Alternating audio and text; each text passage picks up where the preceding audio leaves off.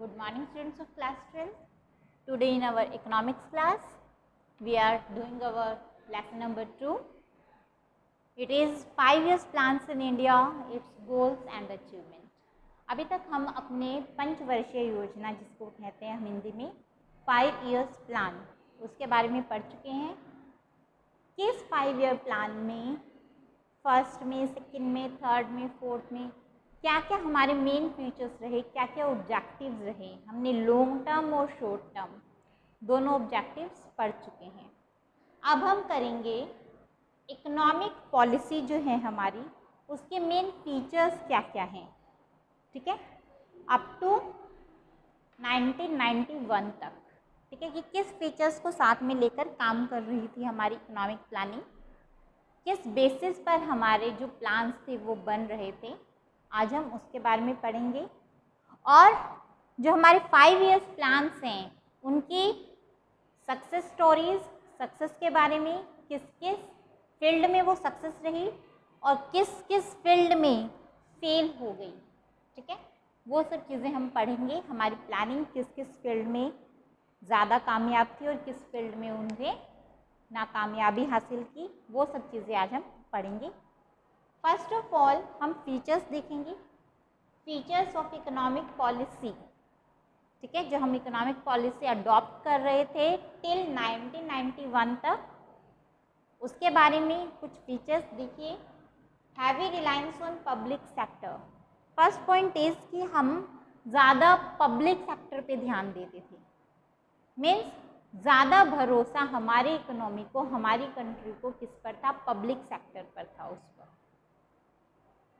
17 industries थी जो public sector के लिए कंजर्व करके रखी गई थी, वहीं 12 इंडस्ट्रीज ऐसी थी जो प्राइवेट सेक्टर को दी गई थी। तो ज़्यादा ध्यान किस पर दिया गया? 17 इधर, 12 इधर, पब्लिक सेक्टर को ज़्यादा ध्यान दिया गया। सवाल ये उठता है कि प्राइवेट सेक्टर को इतना कम क्यों आंका गया, पब्लिक सेक्टर पे इतना ज़्यादा गौर क्यों किया गया? देखिए, पब्लिक सेक्टर से माना जाता है कि पब्लिक सेक्टर से जो इनकम होती है वो उसका बेनिफिट पूरी सोसाइटी को मिलता है, बट प्राइवेट सेक्टर से जो इनकम होती है वो प्राइवेट हैंड्स में ही कंज्यूम होकर रह जाती है। इसलिए पब्लिक सेक्टर पर ज़्यादा ध्यान दिया गया हमारी इकोनॉमिक पॉलिसीज़ के अंदर। Regulated development of private sector. Private sector की डेवलपमेंट की, ऐसा नहीं है प्राइवेट सेक्टर पर ध्यान नहीं किया गया, प्राइवेट सेक्टर को डेवलप किया गया, but how? In a regulated form. It means कि अगर किसी नई कंपनी को प्राइवेट सेक्टर के अंदर आना है तो उसको लाइसेंस लेना पड़ेगा, काफ़ी सारी रिस्ट्रिक्शंस का सामना करना पड़ेगा। तो प्राइवेट सेक्टर को प्रॉपरली रेगुलेट किया गया ताकि इसकी फंक्शनिंग प्रॉपर तरीके से हो सके और मार्केट में मोनोपोली ना हो जाए किसी चीज़ को लेकर। पब्लिक सेक्टर है वो तो पब्लिक की बेनिफिट के लिए काम कर ही रहा है, सोसाइटी के लिए वर्क कर ही रहा है, लेकिन जो प्राइवेट सेक्टर है उसको भी रेगुलेट करना बहुत ज़रूरी था ताकि वो मार्केट में अपनी मोनोपोली बनाकर उस चीज़ का फ़ायदा ना उठाए। Protection of small scale industries. Small scale industries को काफ़ी प्रोटेक्शन प्रोवाइड की गई। जैसे अगर किसी को स्मॉल स्केल के बेसिस पर किसी को नई इंडस्ट्री ओपन करनी है तो उसको लोन्स प्रोवाइड किए जाते थे गवर्नमेंट के द्वारा। और लार्ज स्केल इंडस्ट्री पे काफ़ी सारे एक्ट्स लगा दिए गए थे, रिस्ट्रिक्शंस लगा दिए गए थे कि आप इस लेवल से ज़्यादा लोन नहीं ले सकते। ठीक है, आपको अगर इससे ज़्यादा प्रोडक्शन करनी है तो इसके लिए स्पेशल लाइसेंस लेना पड़ेगा। तो काफ़ी सारे जो लार्ज स्केल इंडस्ट्रीज थी उसके ऊपर काफ़ी सारे क्या लगा दिए थे? रिस्ट्रिक्शंस लगा दिए थे। स्मॉल स्केल इंडस्ट्री को तो काफ़ी सारे बेनिफिट प्रोवाइड कर दिए गए थे और जो लार्ज स्केल इंडस्ट्रीज थी उसके ऊपर काफ़ी सारे रूल्स और रेगुलेशंस लगा दिए गए थे। जैसे एक था MRTP, monopolistic and restrictive trade practices act. इस एक्ट के अंदर क्या था कि मोनोपोली मार्केट से हटाने के लिए ये एक्ट बनाया गया था और वो सब ट्रेड प्रैक्टिसेस जो गलत हैं, जो कंज्यूमर को नुकसान पहुंचाती है, सोसाइटी को नुकसान पहुंचाती है, उन सब ट्रेड प्रैक्टिसेस पर बैन लगाने के लिए ये एक्ट लागू किया गया था। MRTP एक्ट है ये, MRTP act, monopolistic and restrictive trade practices act.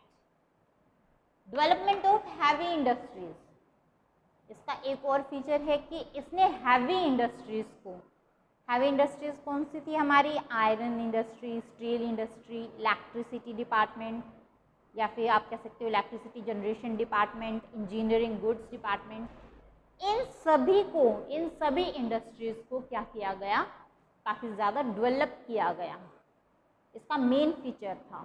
ठीक है, उसके ऊपर बहुत ज़्यादा ध्यान दिया गया, हैवी जो इंडस्ट्रीज थी। Focus on saving and investment, saving और इन्वेस्टमेंट दोनों के ऊपर फोकस किया है कि लोग ज़्यादा से ज़्यादा सेव करें और सेव किया अमाउंट इन्वेस्ट करें आगे चलकर। Clear? Protection from foreign competition, बाहरी जो हमारे कंपटीशन थे उससे प्रोटेक्शन प्रोवाइड की गई। एक फेरा एक्ट है, that is the foreign exchange regulatory act. इसमें क्या किया गया कि जो हमारे कंट्री के अंदर, इसके हिसाब से क्या हुआ था कि जो फॉरेन से जो हमारी कंट्री के अंदर इन्वेस्टमेंट की जाती है उसके ऊपर बैन लगा दिया गया। क्यों? ताकि हमारी कंट्री में जो अमाउंट है उसके ऊपर बाहर वालों का कब्जा ना रहे। हम क्या ज़्यादा प्रीफर करते थे, फॉरेन से इन्वेस्टमेंट करवाने के बजाय हम प्रीफर करते थे कि हम उनसे लोन ले लें। लोन लेने के बाद उनका हमारे किसी भी कैपिटल पर या फिर किसी भी एसेट पर कोई मालिकाना हक नहीं रहेगा। ठीक है ना, लोन लेने पर हम उनको time to time interest provide करते रहेंगे और क्या करेंगे, जब हमारे पास इतना अमाउंट हो जाएगा तो हम उनका लोन रीपे कर देंगे, है ना। लेकिन अगर हम उनसे FDI के तौर पे फॉरेन डायरेक्टली इन्वेस्टमेंट करते हैं, फॉरेनर्स हमारे देश में इन्वेस्टमेंट करते हैं, तो उस केस में क्या होगा, हमारी किसी न किसी एसेट वो उनके कब्जे में आ जाएगी, वो उस पर मालिकाना हक जता सकते हैं। तो ये सब चीज़ें उन्होंने थोड़ा सा ध्यान दिया कि फीचर्स में, इकोनॉमिक पॉलिसीज़ में ये भी एक इम्पॉर्टेंट पॉइंट है। फोकस ऑन इम्पोर्ट सब्स्टिट्यूशन, मतलब कि उस चीज़ पर जो हम बाहर से इंपोर्ट करते हैं उस पर ज़्यादा फोकस किया गया, उन गुड्स को ज़्यादा तवज्जो दी गई जो हम बाहर से इंपोर्ट करते हैं, कि उसकी प्रोडक्शन हम डोमेस्टिक मार्केट में ही कर लें, और जब डोमेस्टिक मार्केट में मतलब हमारी कंट्री में ही उसकी प्रोडक्शन हो जाएगी तो हमें इंपोर्ट करने की ज़रूरत नहीं पड़ेगी। इस फीचर पे खास ध्यान दिया गया। Restriction on foreign competition, foreign capital, बाहर की कैपिटल को कम से कम लाने का उसका फीचर था मेन, इकोनॉमिक पॉलिसीज़ जो बनाई गई। ठीक है, कि बाहर से हम कम कैपिटल लेकर आएँ, लोन के तौर पे बेशक से ज़्यादा ले लें, काफ़ी सारे एक्ट्स लगाए गए, रिस्ट्रिक्शंस लगाए गए, बैन्स लगाए गए, जिनकी वजह से जो फॉरेनर्स हैं हमारे देश में इजीली अपना कोई भी कंपनी या फिर अपनी कोई भी इंडस्ट्री स्थापित नहीं कर पा रही थी। ठीक है, सेंट्रलाइज्ड प्लानिंग, ये सेंट्रलाइज्ड प्लानिंग थी, इट मीन्स स्टेट के द्वारा प्लानिंग की जाती थी, और मोस्ट ऑफ द टाइम जो स्टेट के जो प्लान्स हैं और जो ओवरऑल ग्रोथ के कंट्री के जो प्लान्स हैं कई बार कॉन्ट्राडिक्ट कर जाते थे। तो इसीलिए कहा जाता है कि जो सेंट्रलाइज्ड प्लानिंग थी, it is the main feature, और you can say it is a drawback of our 5 years plan. Okay, तो 1991 तक ये फीचर्स रहे हैं हमारे। सक्सेस ऑफ प्लानिंग, अब इसके देखिए हमने इतना 5 year प्लान्स में इतना ज़्यादा हमने अपना टाइम दिया है, इतनी एक्सपेंसेस किए हैं, तो इसमें कुछ ना कुछ हमें फ़ायदा मिला है, नहीं मिला है, वो आज हम पढ़ेंगे। सक्सेस, प्लानिंग की क्या क्या सक्सेस रही, किस किस क्षेत्र में सफलता इसने हासिल की, वो पढ़ेंगे। इंक्रीज़ इन नेशनल इनकम, देखिए प्लानिंग करने से बहुत फ़ायदा हुआ, हमारी नेशनल इनकम बढ़ गई। इससे पहले हमारी इकोनॉमी स्टैग्नेंट थी, स्टैग्नेंट मीन्स बढ़ ही नहीं रही थी, ऊपर जहाँ थी वहीं पे अटकी हुई थी। लेकिन जब 5 years प्लान्स आए, प्लानिंग के तौर पर इकोनॉमी को हमने स्टार्ट करना शुरू किया, चलाना शुरू किया, उसके बाद हमारी नेशनल इनकम में एकदम से उछाल आया। कैसा उछाल आया? प्लानिंग से पहले ये सिर्फ नेशनल इनकम थी हमारी 0.5% पर एनम, लेकिन प्लानिंग के बाद 1950-51 के बाद क्या हुआ, एकदम से हमारी नेशनल इनकम बढ़ना शुरू हुई। पहले 2.7, फिर 3, फिर 5, फिर 5.3, इस तरह से धीरे धीरे हमारी नेशनल इनकम बढ़ती रही। Clear? Increase in per capita income, देखिए नेशनल इनकम बढ़ रही है तो पर कैपिटा इनकम भी बढ़ी हमारी। पर कैपिटा इनकम कैसे बढ़ी? फर्स्ट प्लान के दौरान, प्लान से पहले तो हमारी बढ़ ही नहीं रही थी, लेकिन फर्स्ट प्लान के दौरान ये 2.7% बढ़ी। और देखिए वहीं 12वां प्लान जब इशू हुआ, मतलब 12वां प्लान तक ये 5.3% तक पहुंच गई थी हमारी per capita national. Per capita national income तो आपको पता ही है, सॉरी पर कैपिटा इनकम तो आपको पता ही है, sorry national income is a different factor, it is per capita income. Per capita income क्या है?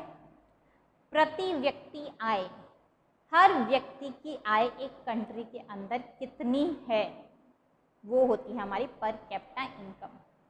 ठीक है?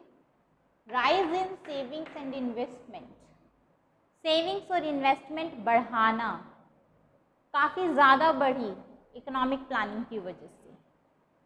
मतलब सेविंग्स भी बढ़ रही है हमारी, इनकम भी बढ़ रही है, और जैसे जैसे सेविंग्स बढ़ रही है हम इन्वेस्टमेंट भी ज़्यादा करते जा रहे हैं।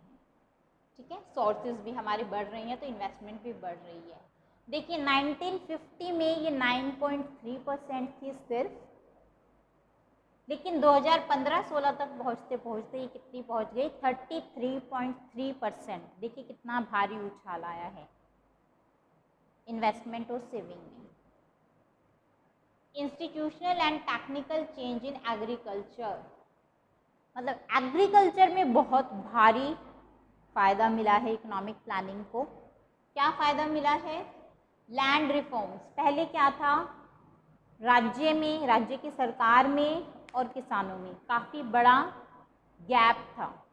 ठीक है? सरकार से आसानी से किसान नहीं मिल पाते थे। किसानों को अगर सरकार के किसी भी कर्मचारी से मिलना होता था तो उसको काफ़ी दिक्कतों का सामना करना पड़ता था। लेकिन प्लानिंग के अकॉर्डिंग, प्लानिंग के साथ साथ ही क्या हुआ, टीलर्स के बीच में, किसानों के बीच में और गवर्नमेंट के बीच में, स्टेट के बीच में ये जो गैप था उसको कम कर दिया गया, उसको ख़त्म कर दिया गया। अलग अलग तरह से लैंड रिफॉर्म्स हुए। मीन्स पहले जो ज़मींदारी प्रथा थी उसको हटा दिया गया, अब किसानों को ही मालिकाना हक दे दिया गया। जो किसान जिस ज़मीन पर काम कर रहा है वो उसी के नाम पर दे दी गई। और इस तरह से काफ़ी सारे चेंजेस हुए उस दौरान। तो इससे काफ़ी इंस्टीट्यूशनल और टेक्निकल चेंज हुए एग्रीकल्चर में। टेक्निकल में क्या आएंगे हमारे, जैसे ग्रीन रेवोल्यूशन हुआ था, उसमें हाई यील्ड जो हमारी फार्मिंग थी वो की जाती थी। हाई यील्ड फार्मिंग मीन्स ज़्यादा पैदावार हमारी होती थी उतनी ही ज़मीन पर। कैसे? ज़्यादा अच्छे पेस्टिसाइड्स यूज़ करके, इंसेक्टिसाइड्स यूज़ करके। ठीक है ना? Growth and diversification of industry, irrigation की फैसिलिटी भी काफ़ी अच्छी हो गई थी इसमें। Growth and diversification of industry मतलब इंडस्ट्रीज़ को काफ़ी ज़्यादा बढ़ावा मिला था, काफ़ी ज़्यादा ग्रोथ हुई थी और काफ़ी एरियाज़ में फैल भी गई थी, डाइवर्सिफाई हो गई थी। देखिए इंडस्ट्री की जो प्रोडक्शन थी किस रेट पे बढ़ रही थी? 7% पर एनम की रेट पर जो इंडस्ट्री की ग्रोथ थी वो हो रही। ठीक है? इससे पहले इतनी रेट पर ग्रोथ नहीं हो रही थी, लेकिन इकोनॉमिक प्लानिंग के दौरान ग्रोथ रेट 7% पर एनम तक पहुंच गया था। इकोनॉमिक इंफ्रास्ट्रक्चर, इकोनॉमिक इंफ्रास्ट्रक्चर के मेन एलिमेंट्स कौन कौन से हैं? इकोनॉमिक इंफ्रास्ट्रक्चर में क्या क्या चीज़ें आती हैं? ये हमारा ट्रांसपोर्ट सिस्टम हो गया, कम्युनिकेशन सिस्टम हो गया, ठीक है, रेलवेज़ हो गई हमारी, पावर जनरेशन हो गए, ये सब क्या हैं? दीज आर द बेसिक और की एलिमेंट्स ऑफ अ इकोनॉमी। एक इकोनॉमी में ये की एलिमेंट्स हैं जिनकी ग्रोथ करना बहुत ज़रूरी है, जिनकी डेवलपमेंट के बिना हमारी कंट्री डेवलप कर ही नहीं सकती। तो इनकी भी काफ़ी ज़्यादा मायने में डेवलपमेंट हुई। पहले जितनी इलेक्ट्रिसिटी जनरेट होती थी उससे काफ़ी ज़्यादा अब जनरेट की जाती है विद इन अवर कंट्री। इतना इम्पोर्ट नहीं किया जाता है इलेक्ट्रिसिटी का। सोशल इंफ्रास्ट्रक्चर, सोशल इंफ्रास्ट्रक्चर में हमारी हेल्थ और एजुकेशनल फैसिलिटीज़ आएंगी। हेल्थ और एजुकेशनल फैसिलिटीज़ कौन कौन सी होती हैं? जैसे हमारे हॉस्पिटल्स हो गए, ठीक है, स्कूल्स हो गए, कोचिंग सेंटर्स हो गए, ये सब क्या है, हेल्थ और एजुकेशनल फैसिलिटीज़ के अंदर आते हैं। काफ़ी ज़्यादा अच्छे हॉस्पिटल्स बन गए थे और उनकी वजह से जो हमारी कंट्री के अंदर जो डेथ रेट थी और हमारी कंट्री में जो एवरेज लाइफ एक्सपेक्टेंसी थी वो सब क्या हुई, काफ़ी एवरेज लाइफ एक्सपेक्टेंसी तो बढ़ गई और डेथ रेट कम हो गई। सोशल इंफ्रास्ट्रक्चर में चेंज होने की वजह से हेल्थ की फैसिलिटीज़ भी काफ़ी अच्छी मिलने लगी और एजुकेशन के लेवल पर भी काफ़ी अच्छा इन्होंने डेवलप किया, ठीक है। Next one is employment. Employment भी काफ़ी हद तक जनरेट हुई। लगभग आप मान के चलिए कि 15-16 तक, 2015-16 तक 50 लाख मिलियन एम्प्लॉयमेंट की अपॉर्चुनिटीज़ जनरेट की थी हमारी गवर्नमेंट ने। और अनएम्प्लॉयमेंट रेट है, जो बेरोजगारी दर है, वो काफ़ी हद तक कम हुई थी। ये 2004-05 में 8.3 थी, जो 2011-12 में 5.6% ही रह गई। तो देखिए अनएम्प्लॉयमेंट रेट कितना कम हुआ और एम्प्लॉयमेंट की काफ़ी सारी अपॉर्चुनिटीज़ गवर्नमेंट ने प्रोवाइड की। ये सब किसके लिए? कि अनएम्प्लॉयमेंट हमारी जो प्रॉब्लम है वो कम हो सके। इंटरनेशनल ट्रेड, इंटरनेशनल ट्रेड पर काफ़ी ध्यान दिया गया। देखिए पहले क्या होता था, हम इंपोर्ट ज़्यादा करते थे, एक्सपोर्ट कम करते थे। वो भी बेसिक गुड्स का तो एक्सपोर्ट करते ही नहीं थे, हैवी जो गुड्स थे उनका एक्सपोर्ट तो करते ही नहीं थे। लेकिन अब कॉम्पोजिशन चेंज हो गया, मीन्स एक्सपोर्ट हम ज़्यादा करते हैं, इंपोर्ट करते हैं, ऐसा नहीं है नहीं करते, लेकिन कम लेवल पे करते हैं, उतने लेवल पर नहीं करते जितना पहले करते थे, ठीक है, इकोनॉमिक प्लानिंग से पहले। Next one is failures of planning. Planning के फेलियर्स क्या क्या हैं? मतलब जहाँ हमें सफलता मिली है तो कहीं ना कहीं हम नाकामयाब भी रहे होंगे कहीं किसी ना किसी फील्ड में। तो नाकामयाबी वाले हमारे क्षेत्र कौन कौन से हैं जिसको इकोनॉमिक प्लानिंग कवर नहीं कर पाई? First one is abject poverty. देखिए गरीबी दर इतनी ज़्यादा थी, इतनी ज़्यादा है आज भी, कि इकोनॉमिक प्लानिंग भी उसको कम नहीं कर पाई। कम किया पर उस लेवल तक नहीं किया जितने के प्लान्स बनाए गए थे, ठीक है। तो पॉवर्टी की जो प्रॉब्लम है, गरीबी की जो प्रॉब्लम है, वो काफ़ी ज़्यादा गहराई में हमारे देश के गड़ी हुई है, जुड़ी हुई है हमारे देश के साथ। तो प्लानिंग पॉवर्टी को ख़त्म करने में फेल रही। दूसरा हाई रेट ऑफ इन्फ्लेशन, महंगाई दर लगातार बढ़ रही थी। एक तो देखो गरीबी ज़्यादा है, ऊपर से महंगाई ज़्यादा है, तो लोग तो क्या करेंगे, ऐसे ही भुखमरी के शिकार हो जाएंगे। तो इन्फ्लेशन को भी कम करने में ये इकोनॉमिक प्लानिंग सक्सेसफुल नहीं रही, महंगाई को भी नहीं कम कर पाई। अनएम्प्लॉयमेंट क्राइसिस, देखिए 50 lakh million employment opportunities create करने के बाद भी अनएम्प्लॉयमेंट की जो हमारी प्रॉब्लम है वो वैसी की वैसी ही रही। क्यों? इतनी एम्प्लॉयमेंट अपॉर्चुनिटीज़ क्रिएट हुई लेकिन साथ साथ पॉपुलेशन भी तो बढ़ती रही। अब पॉपुलेशन बढ़ रही है तो अनएम्प्लॉयमेंट की सिचुएशन एज इट इज़ रही, उसको टैकल करना काफ़ी ज़्यादा मुश्किल हो गया। इनएडिक्वेट इंफ्रास्ट्रक्चर, जो हमारा इंफ्रास्ट्रक्चर था वो इनएडिक्वेट था। इंफ्रास्ट्रक्चर को ज़्यादा हम कवर अप नहीं कर पाए, अच्छे से बढ़ा डेवलप नहीं कर पाए। स्क्यूड डिस्ट्रीब्यूशन ऑफ इनकम, ठीक है, इनकम थी जो हमारे कुछ एक लोगों के हाथों में रहकर छोड़कर रह गई थी। मीन्स जो इनकम का लेवल है, जो हाई लेवल है वो तो हाई रहे, जो लो थे वो लो रहे, उनका लेवल हाई के पास बहुत रेयर पहुंचा। तो जो इनकम डिस्ट्रीब्यूशन है दैट वाज आल्सो स्क्यूड, वो भी प्रॉपर नहीं था।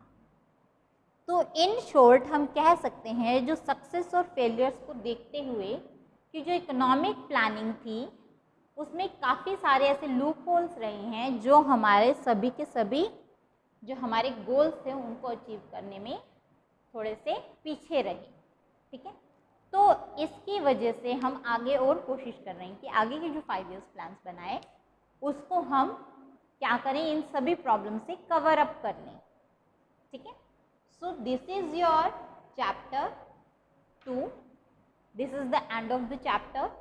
Now your today's homework is you have to write the features of economic policy pursued under planning till 1991, success of planning and failures of planning. You have to make notes of all of these in your pen notebook. Okay? इसके बाद भी अगर कोई भी query हो किसी भी topic को लेकर तो प्लीज़ पूछिएगा। That's all for today students. Thank you.